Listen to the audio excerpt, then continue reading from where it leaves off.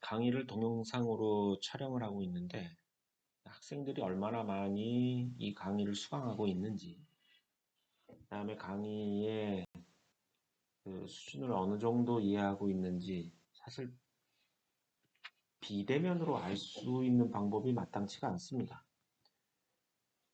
강의를 강의실에서 하는 이유 중에 하나는 학생들의 반응을 보면서 강의자가 그 강의의 정도 또는 사용하고자 하는 이해 이런 것들을 좀 선택해서 할 수가 있는데 현재 상황에는 그런 것이 많이 불가능하기 때문에 저도 답답하기 이를 데 없습니다.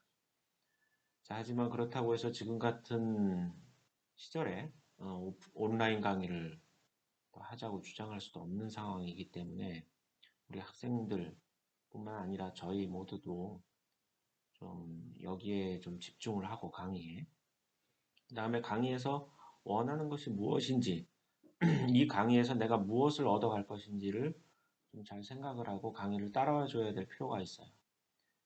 물론 대면 강의를 할 때도 마찬가지지만 뭐 그렇게 출석에 연연하거나 하진 않았었습니다.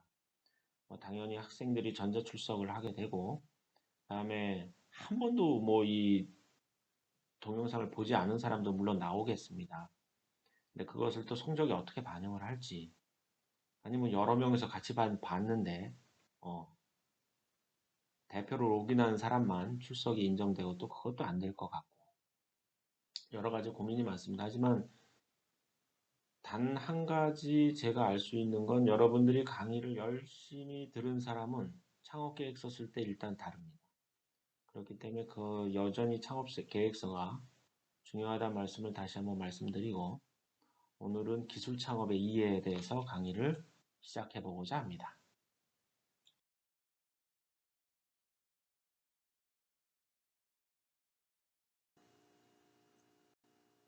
슬라이드에 보시니까 번지 없는 주막 그림이 나와 있어요. 야, 이거 번지 없는 주막이 뭐야? 대체 번지 없는 주막이 무슨 얘기를 하는 걸까? 내가 학교 앞에다가 술집을 하나 차렸다고 합시다. 아니면 음식점을 하나 차렸다고 합시다. 과연 이것이 창업이죠. 큰 의미에선 창업입니다만 이것을 가지고 기술 창업이라고 하진 않습니다. 짜장면을 정말 잘 만드는 것도 기술이고 머리를 정말 잘 깎아주는 것도 기술이고 애견 미용을 잘하는 것도 기술이에요. 기술 없이 창업을 하는 경우는 거의 없죠.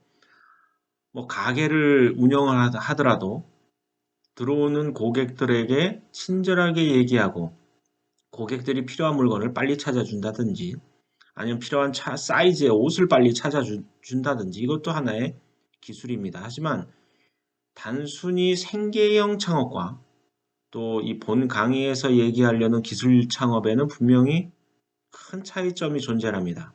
자, 그렇다면 이번 강의에서는 이 기술 창업이란 무엇인가 거기에 대한 정의를 알아보고 도대체 왜 창업을 학교에서 가르치나? 내가 학교 졸업하고 창업하고 싶으면 창업하는 거고 취직하고 싶으면 취직하는 거지 창업이 그렇게 중요한가? 그런 문제에 대해서 이번 강의에 대해서 한번 말씀드려 보도록 하겠습니다. 번지 없는 주막. 좋은 창업 아이템일까요? 아니면 단순히 호구지책일까요? 여러분들 생각해봐도 호구지책이에요.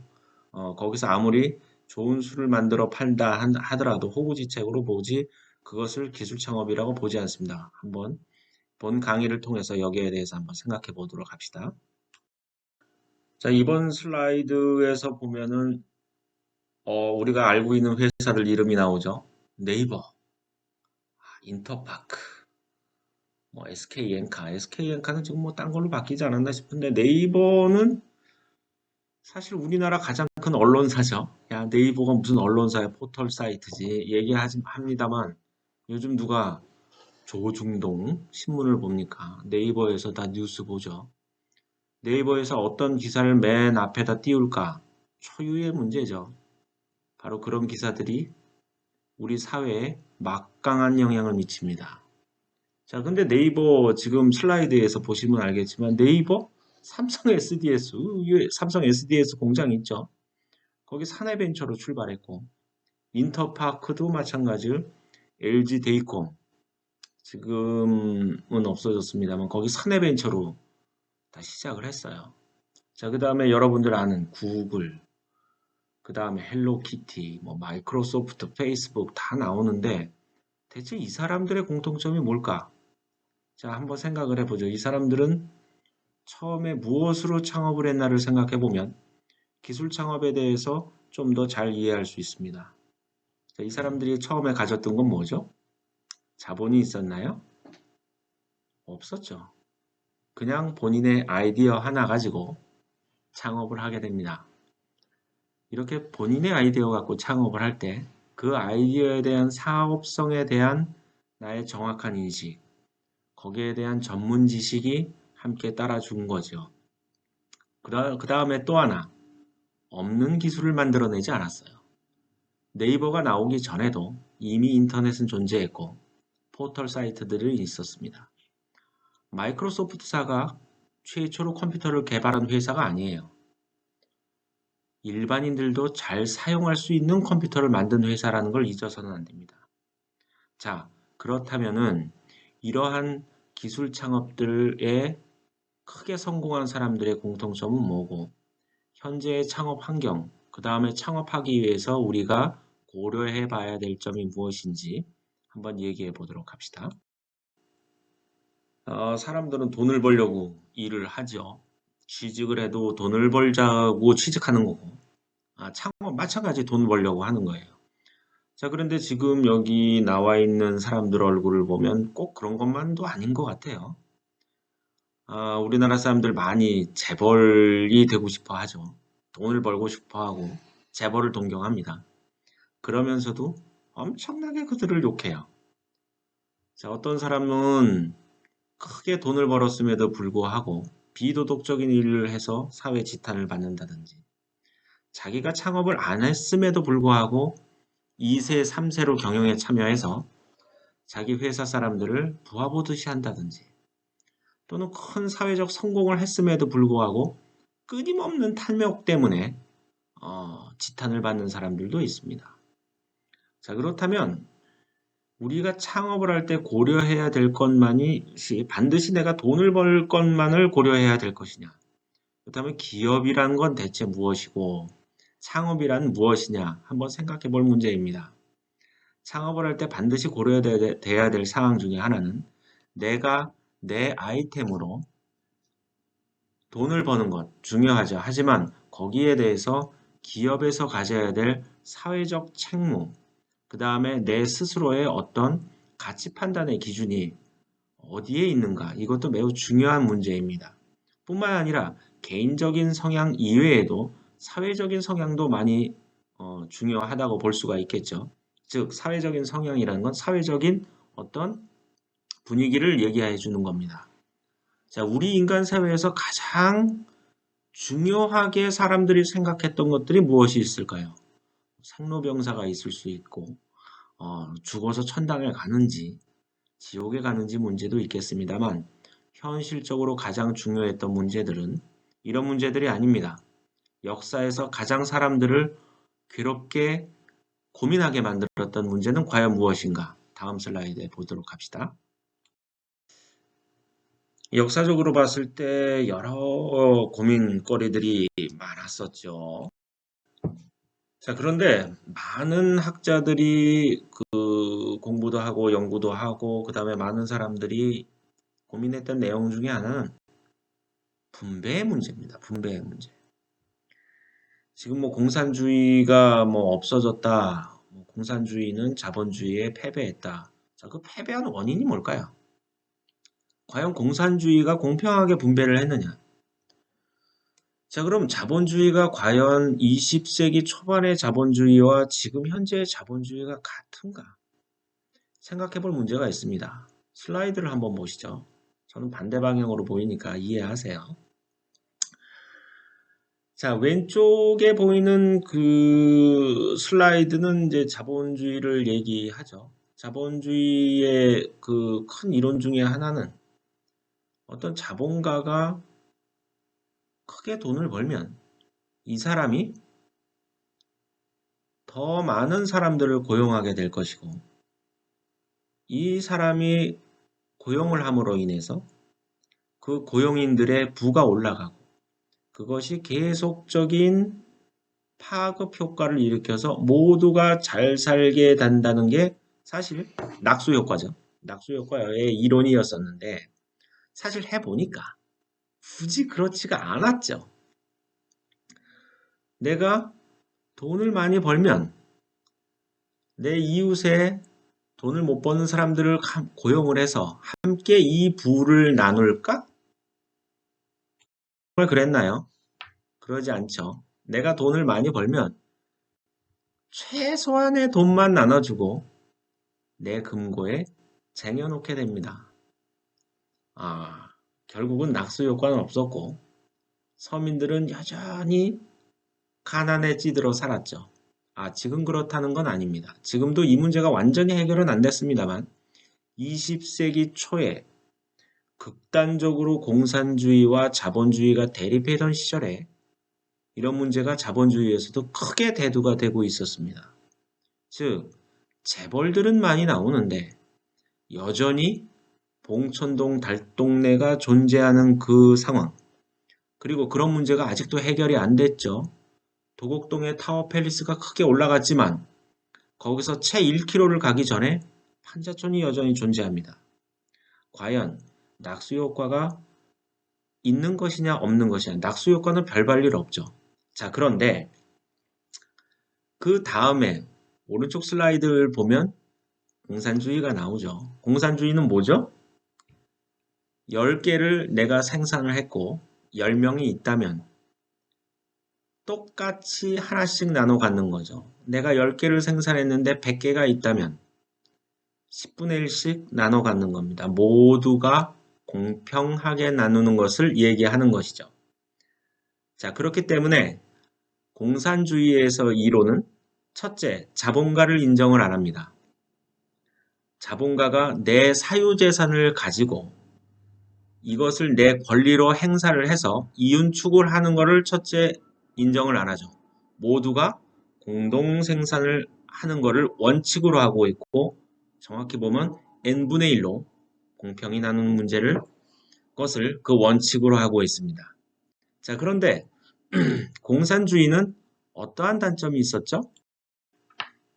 공산주의의 단점은 여전히 자본가와 싸워야 된다는 것, 즉 공산주의가 완벽하게 끝나는 것은 이 세상에 단 한 명의 자본가도 없어야 된다는 거죠. 그렇기 때문에 여전히 혁명은 진행 중이고 이 공산혁명을 이끌어가는 리더, 즉 엘리트들의 절대적인 복종을 해야 되는 것을 그 원칙으로 삼고 있죠. 언제까지? 공산혁명이 완전히 끝날 때까지. 근데 아직도 안 끝났죠. 그리고 그 리더들은 결국은 독재자가 됩니다. 그럼 자본주의는 안 그랬나요? 결국에 우리나라에서 가장 힘센 사람, 자본주의 국가에서 가장 힘센 사람이 누구죠? 선거로 뽑힌 대통령이었습니까? 아니었습니까? 가장 돈 많은 사람이 가장 힘이 셌었고 이들의 재력으로 정치인들을 움직일 수 있었기 때문에 결국은 독재로 갈 수 있고 여전히 서민들은 비참하게 생활을 했죠. 자, 이 두 시스템이 모두 성공하기 위해서는 단 한 가지 전제가 있어야 돼요. 사람들이 아주 착해야 돼요. 자, 나는 돈을 벌었기 때문에 당연히 나눠줘야 된다는 생각을 갖는 사람은 우리 낙수 이론에 맞는 자본가지요. 그 다음에 나는 우리 공동의 노력을 위해서 열심히 일해서 우리 똑같이 분배를 해야겠다는 생각을 갖고 살 수 있으면 모든 사람이 물건에 대한 작은 물건에 대한 욕심이 없으면 되는데 이 두 사회 모두 사람이 천사여야 된다는 천사와 같이 착한 사람들이어야 된다는 것을 전제로 하고 있습니다. 일단 공산주의는 끊임없는 독재 시스템으로 가서 완전히 망했죠. 경쟁의 우위에 설 수 없는 구조였기 때문에 완전히 사라졌고 지금 자본주의 이론에서도 여전히 논의가 되고 있는 것은 마찬가지로 공평의 문제냐 공정의 문제냐에 대해서 여전히 노력을 하고 있습니다만 고민을 하고 있습니다만 공평과 공정의 그 차이점에 대해서 여전히 고민을 하고 있는 거죠. 공산주의는 공평하게 나누는 겁니다. 정확하게 n분의 1로 나누는 거예요. 누구나 다 똑같이 하는 거죠. 공정은 열심히 일한 사람은 더 많이 받고 적게 일하는 사람은 적게 받는 것을 원칙으로 합니다. 다만 공정에서 전제돼야 될 것은 그러한 경쟁에 낄 수 없는 사람들, 내가 다리가 한 짝이 없다든지 아니면 전응하라든지 아니면 나이가 들었다든지 병을 앓았다든지 이런 사람들의 최소한의 생활을 하실 수 있도록 하는 것이 공정한 분배인데 역시 그것도 쉬운 일이 아닙니다.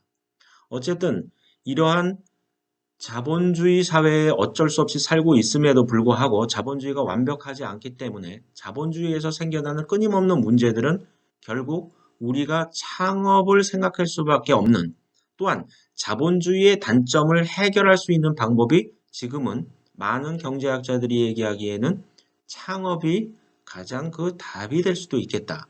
즉 거대 기업이, 몇 개의 거대 기업이 마치 독재자처럼 이 나라를 이끌어가고 경제를 좌지우지하고 국민의 생활을 좌지우지하는 것이 아니라 아주 작은 강소기업들이 많이 나타났을 때 부가 공정하게 나누어진다면 우리의 삶이 공평하게 좋아질 수도 있겠다.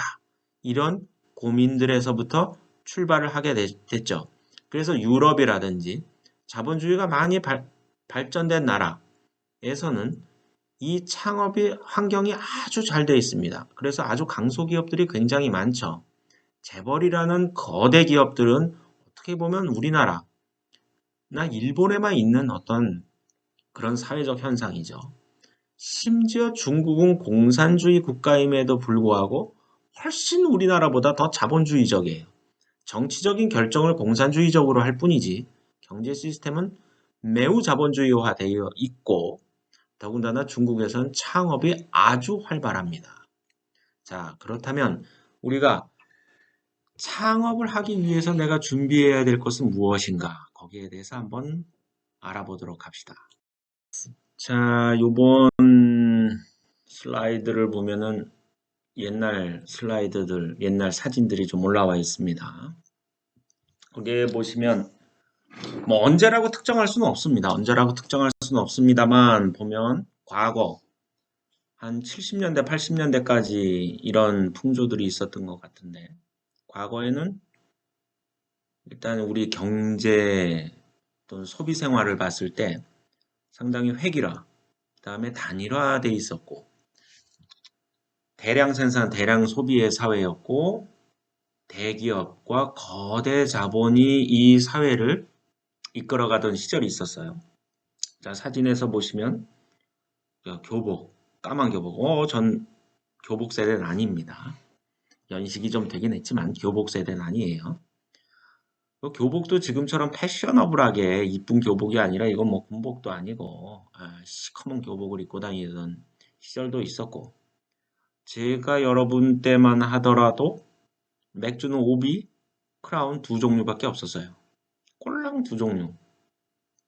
그 다음에 화장품 사진에서 보시면 알겠습니다만 화장품 뭐 로션 종류 뭐 이런 거지 뭐 다양한 지금처럼 뭐 색깔도 가지각색의 그 다음에 기능도 가지각색의 뭐 맞춤형 화장품이 어쩌고 이런 얘기는 있지도 않았죠. 게임 마찬가지.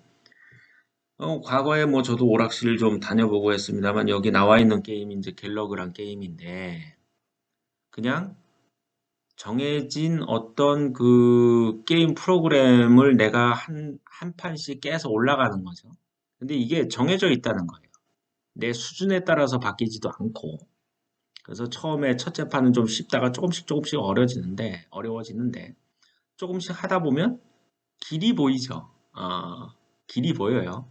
그래서 많이 하면 결국 끝까지 다 하고 두 번째 하더라도 세 번째 하더라도 그 끝까지 하는 거를 빨리 줄일 수도 있었어요.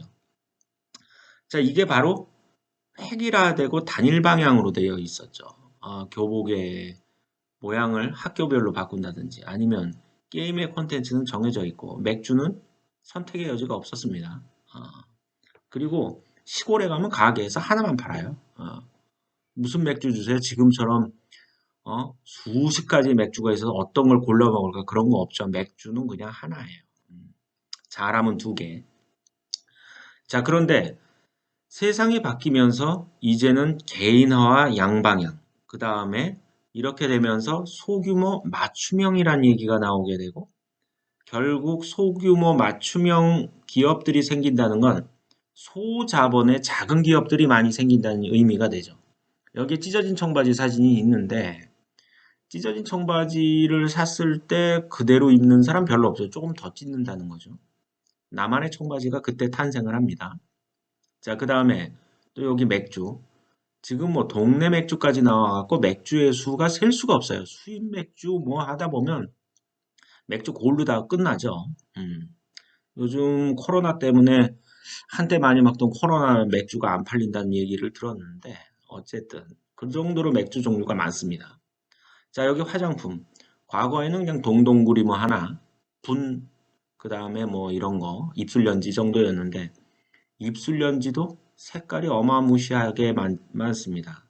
더군다나 어린이, 또 젊은 사람이 바르는 화장품, 그 다음에 나이 든 사람이 바르는 화장품, 남성용 화장품도 이루 말할 수가 없죠.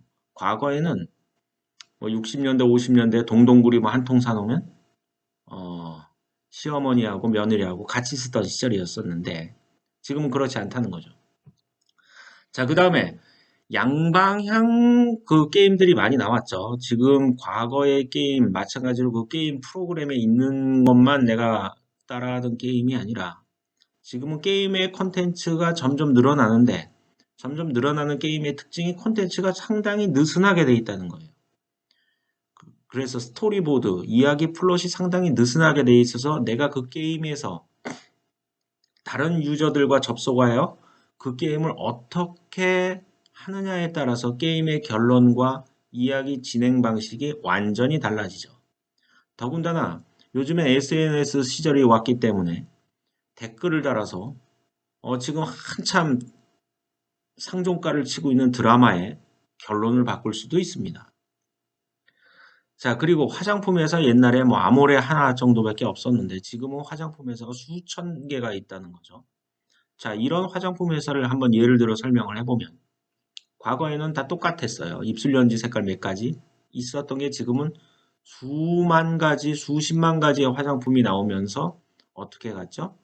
맞춤형 화장품 얘기가 나오고 있습니다. 나의 피부 상태, 나의 연령, 그 다음에 내가 추구하고자 하는 어떤 나의 아름다움에 따라서 수십만 가지의 화장품이 필요로 하고 실제 그렇게 소비가 되고 있기 때문에 단일 화장품 회사에서 그걸 다 만들 수가 없어요. 자, 그렇기 때문에 거대 화장품 회사는 어찌 보면 재료 공급사화 돼 있고 실제 이렇게 팔리는 화장품들은 소규모 화장품 회사에서 다시 재배합을 하여서 맞춤형 화장품 회사를 만듭니다. 자, 이런 회사들 직원이 몇백 명, 몇천 명 될 것 같은가요? 아니죠. 한 10명, 직원 10명 갖고 소규모로 자기네들만 먹고 살고 SNS라든지 아니면 소규모 집단에다가 팔아서 그 정도 이익만 내는 회사들이 점점 늘어납니다. 자, 그렇다면은 과연 내가 여기서 살아가는 방법은 무엇일까? 다시 뒤집어 얘기하자면 창업하기가 쉬워졌다는 거예요. 과거에 창업을 하려면 내가 화장품 회사를 창업한다? 화장품 공장을 세운다는 얘기예요. 내가 화장품을 만들어야 되는 모든 시설도 갖고 있어야 되는 거죠. 내가 맥주 회사를 만든다? 거대한 맥주 회사를 만들어야 돼요. 왜냐하면 전국구 최소한 내가 사는 일정 정도 지역은 판매해야 될 정도가 되는데 지금은 그렇지 않죠. 그냥 조그맣게 맥주 발효기 하나 갖다 놓고 요 동네 사람들만 파는 거예요. 동네 사람들한테만. 그렇기 때문에 적은 자본을 가지고도 창업이 가능해졌다. 게임 같은 것도 정말로 뭐 게임 박스도 만들고 게임 기계도 만들고 하는 게 아니라 하나의 프로그램 디자인이죠.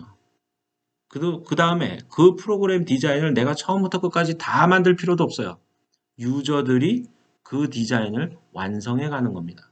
자, 그렇기 때문에 훨씬 과거에 비해서 소비자의 욕구가 다양해졌기 때문에 거대한 기업이 획일화돼서 모든 국민에게 똑같은 제품을 공급을 하고 모든 국민이 빈부의 차이 아니면 개성의 차이를 떠나서 선택할 수 있는 게 하나밖에 없기 때문에 그것만 사던 시절은 이미 지나갔다는 겁니다.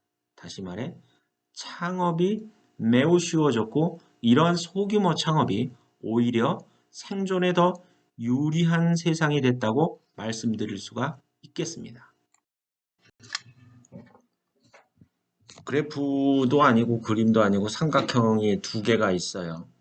왼쪽에 보이는 삼각형은 맨 꼭대기가 노란 점이 있고 그 다음에 오른쪽에 있는 삼각형은 거꾸로 된 삼각형입니다. 자, 제가 이 삼각형을 가지고 표현하고자 하는 것은 우리나라 기업의 모양이에요. 자, 왼쪽에 있는 삼각형은 에서 파란색은 뭐 두 삼각형 다 마찬가지. 파란색은 일반 직원이라고 보면 됩니다. 자, 이게 현대그룹이든 삼성이든 뭐 어디든 대다수 몇십만 명의 대리 사원들이 존재를 하죠. 뭐 연봉 6천, 5천 뭐 요 정도 왔다 갔다 하는 사람들. 자, 그러면서 조금씩 단계를 올라가게 되죠. 올라가서 결국은 과장 정도가 되면 40대 초중반이 되죠. 과장, 부장 이제 이렇게 됩니다. 사실 40대 정도가 되면 부장 정도가 되면 이제 어느 정도 그 연차도 쌓여 있고 해서 이제 경영진을 바라볼 수 있는 상황이 됩니다. 근데 안타깝게도 대다수 요때 나오게 되죠. 기업의 생리는 뭡니까? 일 잘하는 사람이 중요해요. 자, 그렇기 때문에 이런 사람들이 많이 나이가 들은 노회한 사람들보다는 적게 돈 줘도 열심히 일하는 사람들을 많이 뽑겠죠. 아무튼 그게 현실입니다. 결국 40대에서 50대를 넘어오는 과정에서 대다수는 회사를 떠나야만 되는 현실이죠. 그래서 그 정도 나이가 되면 아이들이 지금 한참 중고등학생 정도 돼요. 좀 빠르면 대학생을 갈 수 있는 사람들도 있고. 그래서 어떻게 됩니까? 뭐 우스갯소리로 나온 얘기가 치킨집으로 수렴을 하게 되죠. 닭을 튀길 수밖에 없는. 자, 그런데 맨 위에 있는 사람들은 무엇이냐? 아무리 많은 몇십만 명의 기업이 되더라도 몇십만 명의 종사자를 갖고 있는 기업이어도 뭐 삼성이든 현대든 그 기업 이끌어가는 사람들이 수백 명이 있지 않습니다. 적게는 수십 명이에요. 진짜 오너는 한두 명밖에 없는 거죠. 자, 이렇게까지 맨 정점까지 올라갈 확률은 내가 일반 사원으로 취직을 했을 때 거의 1000분의 1, 10,000분의 1 확률밖에 안 됩니다. 그렇다 하더라도 내가 오너가 될 수는 없어요. 경영진 중에서 월급 받는 경영진이 된다는 거죠. 자, 그런데 오른쪽 삼각형을 보면 그 기업에서 창출되는 부는 이 맨 꼭대기에 있는 사람들이 다 갖게 됩니다. 거의 대부분 절반 이상을 갖게 되죠. 자, 그래서 뭐 그런 얘기가 있죠. CEO 월급과 일반 직원의 월급 차이가 뭐 200배가 난다는가. 이런 얘기들이 있어요. 야, 그 사람들은 왜 일도 안 하면서 그렇게 돈을 많이 갖고 가? 어쩔 수 없습니다. 그게 자본주의예요. 이거를 수평하게 맞추는 데는 아무 데도 없죠. 어쨌든. 자, 그렇다면 내가 취직을 하더라도 어디까지 올라갈 수 있을까를 미리 생각은 해야 돼요. 우리나라 교육의 안타까운 점 또는 우리나라 사회의 안타까운 점이 우리나라는 자유대한민국이어서 자유하냐? 그렇지 않죠. 초, 중, 고등학교 12년을 대다수 사람들이 대기업에 취직하는 목표로 세상 공부를 하죠. 자, 그렇게 해서 대기업에 취직해서 대기업에서 시키는 일을 하다가 한참 일하고 돈이 필요한 나이에 떨려납니다. 아직도 우리나라가 평등하다고 생각하냐, 자본주의 세상이. 전 그렇게 보지 않습니다. 신분제는 분명히 존재를 하죠. 자, 그렇다면 내가 이 노란 삼각형 안에 들어가려면 어떻게 해야 되냐? 내가 대기업에 들어가서 그 대기업 임원으로서 내 끝을 마치고 싶다면 대기업을 창업한 정도의 능력과 역량을 보여줘야 돼요.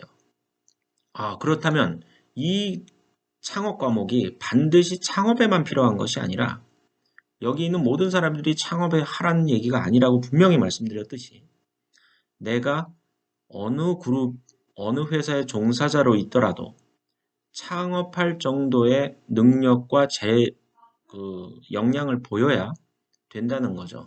즉, 한마디로 깨어있는 인재를 원한다는 겁니다. 자, 그렇기 때문에 이 기술과 창업이 중요하다는 거고, 또 뒤집어 얘기하면 내가 영원히 그 기업에서 녹을 받고 살 수는 없다는 거죠. 자, 옛날에는 뭐 제가 학교 다닐 때 여러분 나이 때 저희 부모님은 뭐 정년 이런 거 얘기했지만 요즘 정년 없습니다. 40대 후반에 내가 기업을 나왔을 때 이제 어떻게 할 것인가? 이 문제 분명히 여러분들에게도 닥칠 문제입니다. 아, 나는 의대를 그래서 가야겠다. 좋아, 의대를 가면 다른 얘기인가요? 그렇지 않습니다. 나는 대학 교수가 됐기 때문에 대학 교수이기 때문에 다를 것이다 천만에. 정년이라는 것은 뒤집어 보면 그 나이까지 일하고 나가라는 얘기예요. 아, 62세, 65세? 아, 막 한참 먼 옛날 얘기 같죠? 여러분들 62세, 65세 보십시오. 아직도 청년이에요. 그 나이에 직장에서 나가야 된다는 거죠. 앞으로의 생활은 어떻게 해야 될지 막막한 현실입니다. 그리고 확실히 고령화돼 있고 고령화가 됐다고 해서 늙은이들이 많이 돌아다니는 것이 아니라 고령화된 만큼 젊음으로써 사는 나이가 굉장히 그 늘어났다고 보면 됩니다. 뭐 옛날에 70년대, 80년대 제가 어릴 때만 하더라도 연예인들, 특히 코미디언들 이런 사람들 보면 20대였어요, 대부분. 30대, 40대, 50대 정도 연예인이 되면 50대 연예인은 할아버지 역할이나 하고 다 노인네였거든요. 근데 지금 그렇습니까? 강호동 유재석 내일 모레 50이에요. 그렇지 않다는 거죠. 자, 그렇다면 우리가 인생을 길게 봤을 때 어떻게 살아야 될까의 문제도 이 창업론에 어느 정도 녹아들어가 있다고 이해를 하시면 됩니다. 자, 다시 정리해서 말씀드리자면 창업 자체는 내가 기업을 만드는 것 이외에도 내가 어떤 기업에 들어가서 어떻게 서바이벌 해야 될 것까지의 문제도 생각을 해야 된다는 거고 그 문제의 주안점의 해결 방법은 나의 오픈 마인드, 그 다음에 나의 능력을 어떻게 펼칠 것인가 바로 여기에 달려 있다고 말씀드릴 수 있겠습니다. 자, 지금 보이는 그래프는 참 안타까운 그래프죠. 2012년대, 즉 2010년대 초반만 하더라도 청년 실업률이 8.3%, 지금 2016년, 지금 2020년 벌써 4년 전에 12.5%, 지금은 뭐 더 늘어났다고 데이터가 있고, 지금 유럽 같은 경우에는 20% 넘는 나라들이 꽤 나왔죠. 자, 그런데 사회학적으로 봤을 때 20%를 뭐 마지노선이다 이렇게 보죠. 왜냐하면 청년 실업률이 20%를 넘게 되면 이 청년들이 사회적 불안 요소로 작용을 하는 거죠. 먹고 살 길은 막막하고, 그러니까 혈기는 넘치고 결국은 사회에 반사회적인 행동을 할 확률이 상당히 높다. 그렇기 때문에 청년 실업률을 낮추는 것도 상당히 중요합니다.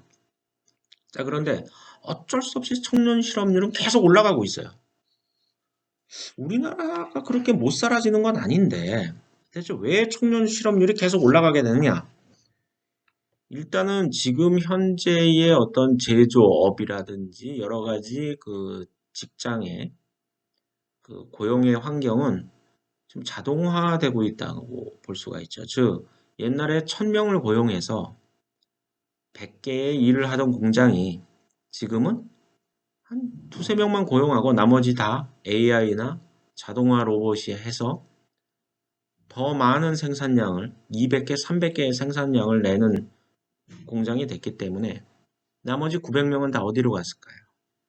자, 또 하나의 문제는 이 노동 환경이 상당히 좋아진다는 문제는 노동자의 그 자리를 잘 지켜주고 신분을 보장해준다는 제도가 있지요. 결국 한번 내가 이 사람을 뽑으면 내쫓기가 힘들다는 거예요. 구조조정, 기업 구조조정 얘기 많이 텔레비에 나오고 하는데 TV나 뉴스 같은 데서도 보고 많이 기사를 봤을 텐데 기업 구조조정하는 거 쉽지 않습니다. 그 구조조정 준비하는 데만 1년이 걸려요.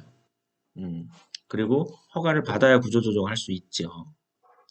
한마디로 직원을 뽑으면 함부로 해고하기가 많이 힘들어요. 그래서 이제 편법으로 쓰는 게 하청업체를 이용한 임시직 문제 이런 것들이 대두됩니다만 결국은 어찌 됐거나 한 번 들어가면 안 나온다는 거죠. 나오기가 힘들어지는 세상. 구조조정하고 40대 어쨌든 40대까지 그 이상도 일할 수가 있는데 중요한 거는 이런 것들이 세대 간 경쟁이 되고 있다는 거죠. 일자리 수는 점점 적어지는데 한 번 들어간 사람들은 어떻게든 안 나오려고 하는 거고 청년이 들어가려면 그 사람들이 나가줘야 되는데 안 나가는 거죠. 결국 세대 간 경쟁의 모습까지 나오는 세상이 됐습니다. 제가 얼마 전에 택시를 탔는데 택시 기사님이 이런 얘기를 하더라고요. 아, 세상 좋아져서 이젠 자율주행차도 나온다면서요? 아, 참 이런 세상이 올지 몰랐어요. 나이 지긋하신 택시 기사님이 그 얘기를 하는데 저도 맞장구를 쳤습니다만 야, 이 아저씨 뭘 모르시는구나. 이 기사님 뭘 모르시는구나. 자율주행 자동차가 상용화되면 제일 먼저 없어질 직업이 뭐죠? 택시기사예요. 버스기사. 운전을 가지고 먹고 사는 사람들 대다수가 잘린다는 얘기예요. 안타까운 현실이죠. 자, 그래서 21세기의 전 세계적인 경제적인 그 상황, 환경은 뭐냐면 고용 없는 성장입니다. 즉, 아까 얘기했듯이 내가 성장하기 위해서 회사의 몸집을 늘려서 더 생산 능력을 갖추고자 하려면 어떻게 해야 되죠? 더 고용을 하는 게 첫째 해결해야 될 일인데 이제 고용을 하지 않는다는 거예요. 공장을 아무리 늘려도 자동화 생산되는 기계를 더 갖다 놓을 뿐 고용인의 수는 늘어나지 않습니다. 즉 현재의 상황은 국가 경제가 아무리 2%, 3%뭐 저성장이라고 합니다만 경제는 계속 커지고 있죠. 하지만 고용은 늘어나지 않는다는 거예요. 그럼 현재 불경기이기 때문에 그럴까요? 아닙니다. 앞으로의 환경은 역시 고용 없는 현상, 성장이 일반화된다는 게 모든 경제학자들이 하고 있는 이야기죠. 내가 고용을 통해서 사세를 확장하고 더 많은 부를 축적하겠다는 하나의 경제적인 공식은 이미 깨진 지 오래입니다. 더군다나 더 새로운 사회적 현상이 생겼죠. 그게 뭐죠? 최근 여러분들이 지금도 경험하고 있는 거죠. 비대면입니다. 오프라인 매장, 무언가 물건을 팔기 위해서 내가 거대한 매장을 만들고 거기에 종업원을 고용하고 앞으로의 세상은 달라질 겁니다. 비대면이 일반화되고 있죠. 더욱더 고용시장은 얼어붙게 될 거예요. 자, 그렇다면 과연 이렇게만 가고 있느냐? 일자리 수가 정말로 줄어들고 있는 것이냐? 진짜 청년들은 앞으로 아주 대학 나와가지고도 거렁뱅이로 살아야만 할 것이냐? 분명히 그건 그렇지 않습니다. 그건 그렇지 않아요. 여기까지 들었을 때는 상당히 암울한 얘기로 들리겠지만 그건 그렇지 않습니다. 앞으로의 세상은 소규모 창업이 그 수많은 일자리들을 대체하게 될 것입니다. 일자리 수는 줄지 않았어요. 많은 부분이 다른 형식으로 전환돼 간 것이죠. 즉, 창업은 창직, 즉 회사를 만드는 것이 아니라 내 직업을 내가 만들어가는 세상이 될 거라는 겁니다. 제가 여러분들처럼 학교를 다닐 때 컴퓨터 프로그래머라는 직업들이 막 생길 때였어요. 90년대 초반, 80년대 후반 얘기입니다. 자, 지금은 게임 디자이너 이런 직업들도 있고 웹 디자이너 이런 직업들도 있고 뭐 어플 만들어 파는 사람들도 있고 그때는 없던 직업이에요. 없던 직업입니다. 결국은 직업을 만들었죠. 본인이. 그 다음에 자기 혼자 그 일 하는 거예요. 여러분들 무슨 뭐 AI 사업하고 하는 사람들이 거대한 빌딩을 져서 뭐 어떻게 하느냐? 그건 아니죠. 혼자서 집에서 컴퓨터 갖고 뚝딱뚝딱 해갖고 돈 잘 벌어요. 결국 경제가 커지고 하지만 지금 준비하지 않으면 낙오자가 되는 현실은 맞습니다. 하지만 결코 그렇게 직업의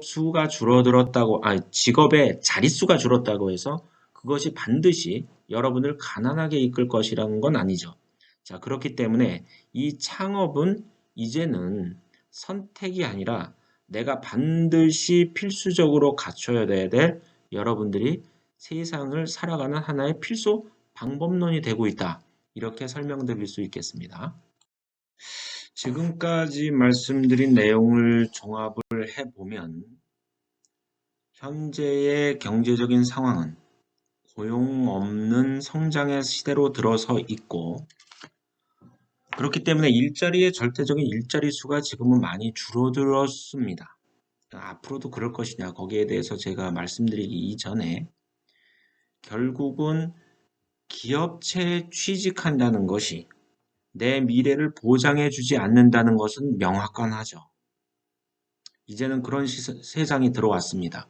물론 아직까지 우리나라 교육 제도는 거기에 못 따라가고 있어요. 물론 대학들도 아직까지도 헤매고 있는 것도 많은데 어쨌든 세상은 그렇게 변하고 가고 있는데 많은 학자들이 얘기할 때 이거는 살짝 과도기적인 거고 앞으로 정말 대량 실업의 세상으로 가게 될 것이냐 그렇게는 보지 않고 그 다음에 또 하나는 실업이라는 그 단어의 의미도 달라질 거죠. 회사를 안 나가는 사람을 실업자로 봐요. 근데 실업자가 꼭 회사를 안 나갔다 손 치더라도 실제로 먹고 살 길이 없는 세상이 올 거냐가 문제인데 그렇지 않을 거라는 겁니다. 자, 여기 책을 하나 소개시켜 드립니다. 세계 미래 보고서 2050이라는 책인데 이거는 미래학자들이 쓴 책이에요. 세계적인 미래학자 제롬 글렌이라는 사람과 우리나라의 박영숙이라는 미래학자가 이거 5년마다 한 번씩 계속 나옵니다.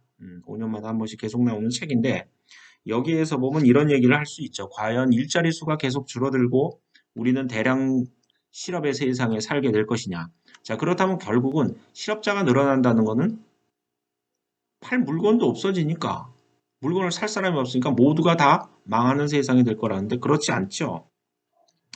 결국은 지금의 신기술은 지금까지 없었던 새로운 일자리들을 창조해 줄 것이다. 특히 지금까지 70년대, 60년대는 산업혁명을 가지고 먹고 살았다면 80년대, 90년대, 2000년대를 오면서 지금은 정보혁명 시대죠. 정보화 시대죠. 핸드폰 하나 가고 모든 일을 다 하는 세상입니다. 여러분들 핸드폰이나 게임기 안에 들어있는 그 CPU의 처리 속도가 옛날에 아폴로가 달에 가던 때보다도 훨씬 엄청난 양의 컴퓨터를 갖고 있죠. 옛날에 나사 정도에서 갖고 있던 컴퓨터를 여러분 손에다 지금 쥐고 다니는 세상이죠. 그러면서 많은 직업들이 다시 나왔습니다. 그 다음에는 이제는 생물혁명 시대가 된다는 거죠. 즉 합성 생물학에는 여러 가지 바이오 기술이 발전되면서 더 많은 일자리들을 제공하게 될 것이다. 이렇게 얘기를 하는데 이 책에서 여러분들에게 말씀드리는 어떤 미래 세계는 즉 어떤 특정 메이커, 내가 어떤 물건을 판다는 어떠한 회사의 아이덴티티, 그 다음에 자영업자, 즉 누구의 녹을 먹는 사람이 아니라 내가 이런 아이덴티티와 내 기술을 가지고 있는 자영업자들이 크게 번성하는 세상이 될 것이고 이것을 뒷받침해 주는 것이 내가 창업을 할 때 즉 자본이 필요 없다는 거죠. 자본의 영향력은 점점 줄어들고 내 머릿속에 들어있는 아이디어와 내 기술이 더욱더 빛을 발하는 세상이 된다는 것은 자명한 사실로 이 책에서는 이야기하고 있습니다. 자, 그래서 이 슬라이드에 보시면 창업이란 무엇이냐 정의되고 있는 사전적 내용은 영리를 목적으로 개인이나 법인 회사를 새로 만드는 일 이렇게 정의를 하고 있고 또는 창업자가 사업 아이디어를 가지고 창업 자원을 결합하여 사업 활동을 시작하는 일 이렇게 정의를 하고 있습니다. 자, 그러면 밑에 이제 드디어 나오네요.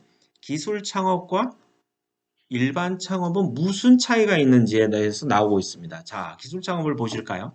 기술 창업은 제조업, 전문 서비스업, 지식 문화 사업이죠. 근데 제조업도 그냥 제조업을 얘기하는 것이 아니라 신기술 또는 새로운 아이디어를 가지고 제품의 생산 및 판매 활동을 하는 형태입니다. 지금까지 제조업은 상당히 많은 부분에서의 물리적 재화를 만드는 것을 제조업으로만 보고 있었던 시절이 있었던 반면에 지금은 물리적 재화가 아니라 어떤 컴퓨터 프로그램, 가상에서 일어나는 어떤 여러 가지 무형의 재화도 많이 지금 제조되고 있는 세상이죠. 그런데 이러한 기술 창업의 특성은 무엇이 있냐면 고위험이라는 거예요. 당장 안 먹힐 수도 있다는 거죠. 하지만 이것이 먹혔을 때는 상당한 고수익을 창출해낼 수 있다는 거죠.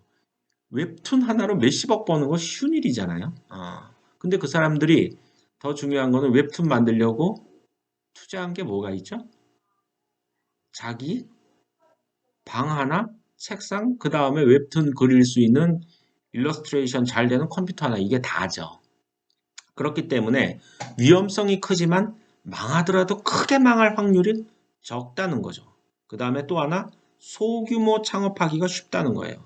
거대한 기업에서 단순한 아이디어를 가지고 빠르게 시장에 대처할 수 있는 그런 제품을 만들어내기가 대기업은 상당히 힘듭니다.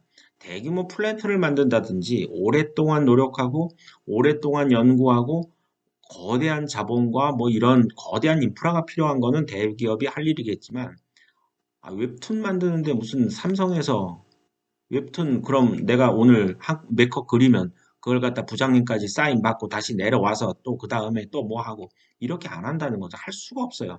결국은 소규모 창업이 이 기술 창업의 한 가지 특징이 됩니다. 자, 그럼 일반 창업은 뭘까요? 뭐 일반 서비스업, 식당이라든지 뭐 병원이라든지 이런 것이 될 수 있고 도소매업, 건설업을 포함한 도소매업이 주로 이제 이렇게 되는 거고 음식업, 이미용업, 기타 일반 상품을 단순 유통하는 등의 일반적 사업 형태로 진입장벽은 상당히 낮아요.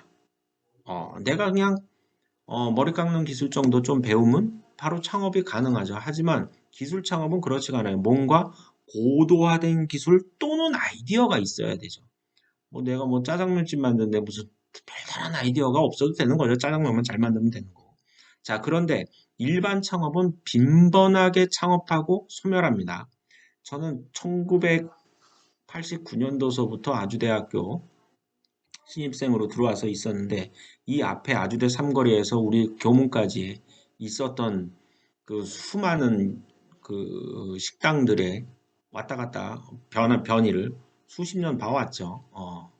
한 학기에 한 번씩 거리의 모습이 바뀝니다. 한 학기에 한 번씩 바뀌고 IMF 때는 한 학기에도 여러 번 바뀌었어요.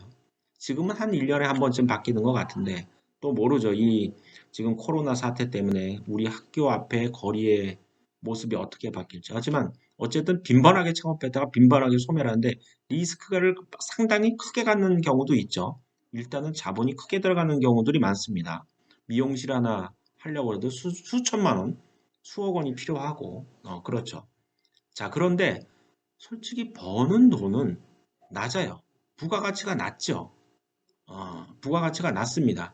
내가 웹툰 하나 해서 아니면 디자인 하나 정말 잘해서 아니면 프로그램 하나 정말 잘해서 아니면 뭔가 아이디어를 집약되어 있는 뭔가 상품을 만들었을 때 부가가치는 지금까지 세상에 존재를 안 했기 때문에 내가 부르는 게 부가가치죠. 물론 시장 상황을 고려해야겠지만 하지만 대개 지금 여기에 있는 일반 창업은 정가가 정해져 있어요. 내가 아무리 신기술을 들어간 짜장면을 만들었다고 해서 10만 원에 팔지 못합니다. 아무도 안 사죠. 그렇기 때문에 부가가치가 상당히 낮다. 이런 단점이 있죠. 하지만 결국 이런 일반 창업은 우리 사회를 이끌어가거나 우리 고등교육을 받은 사람들이 물론 해도 되겠지만 결국 사회적 파급 효과는 어찌 보면 낮을 수 있다. 어, 낙수 효과에서 가장 아래층에 속하는 일들이 될 수 있겠다. 이렇게 볼 수가 있습니다. 하지만 기술 창업은 한 방으로 세상을 바꿔나가는 기술들이 계속 나오고 있죠. 여러분들이 뭐 지금 뭐 얘기하는 뭐 바이오 벤처 기업이라든지 이런 데서 뭐 큰 거 빵빵 터뜨리기도 하고, 물론 잘못해서 깜빵에 가기도 합니다만, 그런 것들이 대규모 연구비가 반드시 필요한 건 아니에요. 최초의 아이디어는 아주 작은 데서부터 출발을 합니다. 하지만 그 아이디어가 정말로 깊고 밝은 아이디어였기 때문에 거기까지 가는 것들인데, 결국 기술 창업의 핵심은 내가 얼마나 오픈마인드를 가지고 있느냐. 이것이 중요합니다. 이것은 지식의 깊이와 비례하는 건 아니에요. 지식의 깊이에 비례하진 않습니다. 지금까지 나온 뭐 여러 가지 진단 키트들, 그 다음에 엄청난 돈을 벌었던 그런 일들, 물론 지식의 깊이가 깊었었던 것도 있지만 작은 아이디어만 가지고도 세상을 바꾸는 것들이 많이 나옵니다. 영화를 만들 때 그 사람들이 뭐 엄청나게 공부를 많이 해서 영화 감독이 되거나 영화 대본을 쓰는 게 아니죠. 지금과 같은 시절에는 오픈된 마인드, 그 다음에 나의 어떤 영역을 내 스스로 제한해 버리는 그런 썩어빠진 생각으로부터 여러분들이 자유로워져야 됩니다. 나는 문과니까, 문송해서 취직도 안 될 것 같으니까 이런 거 아니죠. 나는 건축학과니까 건축만 생각해야지, 이런 거 아니라는 겁니다. 건축학과를 나왔어도 바이오 쪽에 일을 할 수도 있는 거고, 바이오를 나왔어도 바이오 기술이 개발된 새로운 주택단지를 개발할 수도 있는 겁니다. 지금은 전공에 대한 어떤 경계도 없는 거고, 반드시 깨어있는 생각이 가장 큰 자산이 되고 있는 세상으로 가고 있다. 이렇게 얘기를 드릴 수가 있겠고, 그 중에 제일 중요한 것, 거기서 내 재화를 내 부로, 즉 나의 아이디어를 내 재화와 부로 할 수 있는 도구는 바로 기술 창업이다. 이렇게 말씀드릴 수 있겠습니다. 자, 그래서 두 번째 그 다음 슬라이드를 보시면 기술 창업이란 특정 분야의 혁신 기술을 창출하는 기업의 창업을 지칭한다. 아까 같은 말이죠. 그 다음에 여기에 들어가는 것들이 뭐 여러분들이 많이 듣고 있는 벤처, 기술 혁신 기업, 뭐 혁신 선도 기업, 뭐 기술 집약형 기업, 이런 것들이 되는데, 전반적으로 여기에 나서 있는 중요한 단어는 기술이라는 거죠. 즉 지금까지 어떤 자본력을 가지고 창업을 많이 했다면 이건 자본 뭐 이런 것들이 아니라 기술을 가지고만 창업을 하는 거죠. 그래서 이런 기술 창업은 다음과 같은 특징들이 있습니다. 일단 가장 특징으로 보는 게 그 세 번째, 신기술 또는 개발 아이디어를 독립 기반 위에서 영위하려는 창업이에요. 자, 내가 지금 현대 자동차에서 새로운 자동차를 만들고자 연구해서 뭔가 새로운 생산 라인을 만드는 것, 이거는 아무리 기술이 집약돼 있다 손 치더라도 그 창업이라고 보진 않죠. 그것이 독립 기반이어야 돼요. 우리나라도 무슨 모터스인가 하나 그 수제 자동차 만드는 회사가 있죠. 근데 이런 걸 일컬어서 기술 창업이라고 하는 거죠. 내가 뭐 현대나 기아 자동차에서 새로운 생산 라인으로 새로운 자동차를 만들기 위해서 하는 일, 이것을 기술 창업이라고 보지는 않습니다. 반드시 독립 기반 위에서 내가 그 창업을 영위하는 것을 이야기합니다. 자, 그 다음에 제품의 독창성과 사업의 독립성, 사회성, 국제성을 지닌 창업이어야 돼요. 상당히 이런 것이 어려운 문제일 수도 있지만, 이 기업이 성공했을 때 큰 부 또는 그 어떤 그 좋은 그 경쟁 우위에 설 수 있는 게 바로 다음과 같은 거죠. 제품이 상당히 독창적이기 때문에 나 아니면 못 만드는 거야. 나 아니면. 여러 가지 문화 콘텐츠들, 그런 것도 바로 하나의 이런 속성을 갖고 있죠. 예를 들자면 뭐 BTS라든지, BTS를 새롭게 카피해서 만들 수는 없잖아요. BTS가 아니면 BTS가 아닌 거지, BTS와 비슷한 그 무엇은 있을 수가 없죠. 그럼 완전히 다른 문제가 되는 건데, 내가 기술이 집약되어 있는 그 어떠한 것들을 가지고 창업했을 때, 즉 새로운 약을 만들었다든지 새로운 화장품을 만들었을 때 그와 비슷한 것들은 생각보다 많지 않고, 이것이 기술을 대상으로 기술을 녹여내서 만든 거기 때문에 상당히 독립적입니다. 누구 눈치 안 봐도 되는 거죠. 이걸 살 사람들만 정확하다면. 그 다음에 국제성을 지니고 있다는 거죠. 우리나라에서 통하는 기술이 있고, 뭐, 미국에서 통하는 기술이 있고, 이런 게 아니라는 거죠. 자, 그런데 한 가지 이 국제성의 문제에 대해서 상당히 우리나라 사람들은 약간 좀 소홀한 기색이 있죠. 지금은, 뭐, 네이버라든지 이런 데서도 그 내비게이션 앱이 다 연동이 되지만, 과거에 처음에 내비게이션 앱이 나왔을 때, 우리나라에서 뭐, 김기사 앱이라든지, 이제 이런 게 만들어졌는데, 그게 한 20억인, 뭐 50억인가에 팔렸죠. 50억인가에 팔렸는데, 사실 그거 우리나라만 대상으로 봤어요. 근데 그 비슷한 시기에, 이스라엘에서는 내비게이션을 전 세계를 볼 수, 에서 통용되는 내비게이션을 만드는데, 그거는, 수천억 원에 팔린 걸로 알고 있죠. 그렇기 때문에 기술 창업을 했을 때, 나를 한국인이다 생각하지 말고 지구인이다라고 생각을 해서 나의 어떤 상상의 폭을 상당히 넓혀야 된다. 근데 기술 창업은 그게 상당히 쉽다는 거죠. 음. 예를 들어서 병원을 창업한다고 했을 때 내가 병원은 사실 창업이 아니죠. 개원이죠. 근데 예를 들자면 내가 우리나라에서 의과대학을 나와서 병원에서 돈을 벌 수 있는 건 우리나라밖에 안 됩니다. 우리나라 의사 면허를 인정해주는 몇 개국이 되는 거죠. 그 다음에 거기에서 병원을 설립할 수는 없어요. 내가 의사로 활동하는 것과 아니면 병원을 설립하는 것과 이건 다른 얘기입니다. 즉, 상당히 우리나라에만 국한돼 있다는 거죠. 그런 기술이. 하지만 그 의사 선생이 환자를 치료하는 의사가 아니라 예를 들어서 내가 환자를 치료하는 기술로 뭔가 진단할 수 있는 기술을 개발해서 내가 회사를 창업했다. 이건 전 세계로 먹히는 거죠. 즉 우리나라 한반도 안에서도 남한에서만 의사를 할 수 있던 아주 지역적인 어떤 직업이 창직을 통해서 즉 신기술 창업을 했을 때 기술 창업을 했을 때는 전 세계를 대상으로 내가 일을 할 수 있는 그 나의 어떤 지평이 넓어질 수가 있다는 거죠. 그것이 아주 큰 장점이 되겠습니다. 그 다음에 또 하나는 사회적으로 봤을 때 신규 산업의 창출이 가능하다는 게 상당히 주요합니다. 핸드폰에 들어가는 기술, 그 다음에 이런 것들은 상당히 많은 부분에 사회적인 파급 효과를 주고 있죠. 그런 기술들이 상당히 많이 현재 나와 있죠.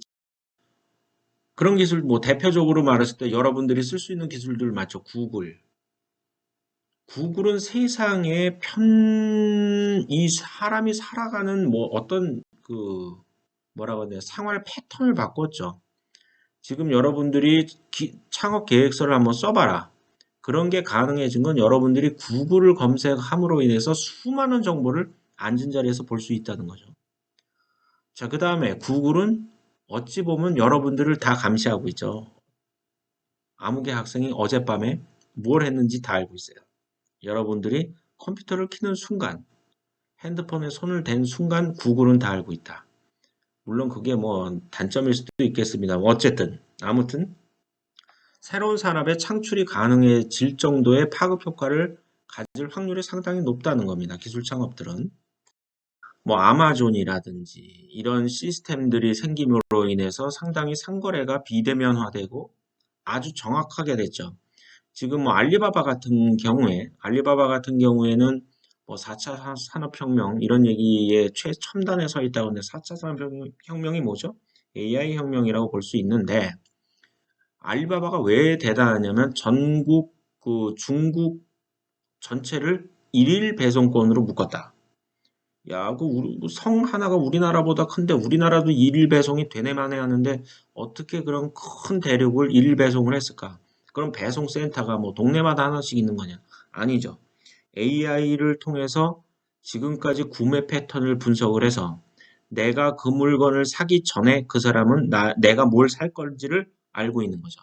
그래서 그 물건들을 미리 준비시켜 놓고 있다가 구매가 들어오면 바로 그 지역으로 배송이 나가는 겁니다. 아주 근처에. 그러니까 배송센터에서 이미 여기에서는 어떤 물건을 어느 지역쯤에 있는 사람들이 구매를 할 거라는 걸 미리 알고 있죠. 아주 비근한 예로 재밌는 예인데, 그 부모님하고 사는 한 20대 초반의 여자가 있었는데, 미국에서는 아직도 이렇게 뭐 그 신문의 전단지 배달이 아직도 미국엔 많아요. 그런데 그 동네 마트에서 전단지가 계속 정기적으로 날라왔는데 어느 날서부터 전단지에 보니까 뭐 신생아, 뭐 아니면 결혼, 뭐 이런 거에 대한 전단지가 계속 오는 거죠. 그래서 이상하다. 전화를 했어요. 그랬더니 거기 직원이 따님이 임신하셔서 그랬다고. 무슨 소리냐? 우리 딸은 남자친구도 없는데 당신 무슨 소리를 하는 거예요? 알고 봤더니 이쪽에서는 그 여자의 구매 패턴을 잘 알고 있었던 겁니다.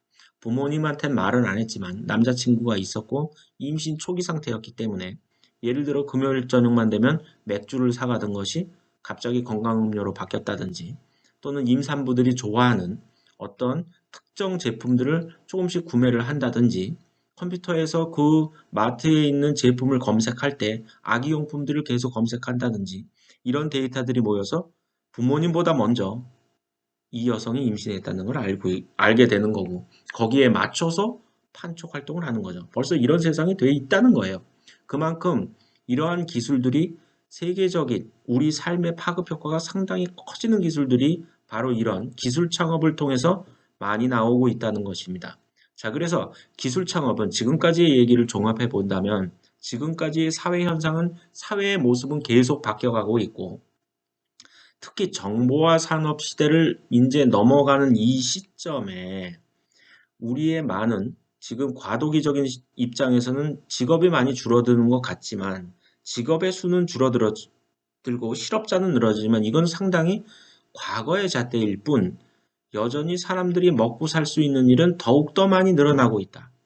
그 다음에 그것을 통해서 내가 안정적인 삶을 유지하기 하는 사람들도 많이 생기고 있고 바로 그 근간에는 기술 창업이라는 하나의 방법론이 존재를 하고 있다는 거고 바로 이 수업은 그것을 가르치는 것입니다. 자, 그렇다면 이 수업에서 가르치는 것은 기술 창업의 방법론뿐만이 아니라 중요한 것은 가장 기술 창업의 핵심인 것은 지난 첫째 시간에 인트로덕션에도 말씀드렸지만 여러분들의 오픈 마인드 그것이 가장 중요한 것이다. 이렇게 말씀드릴 수가 있겠습니다.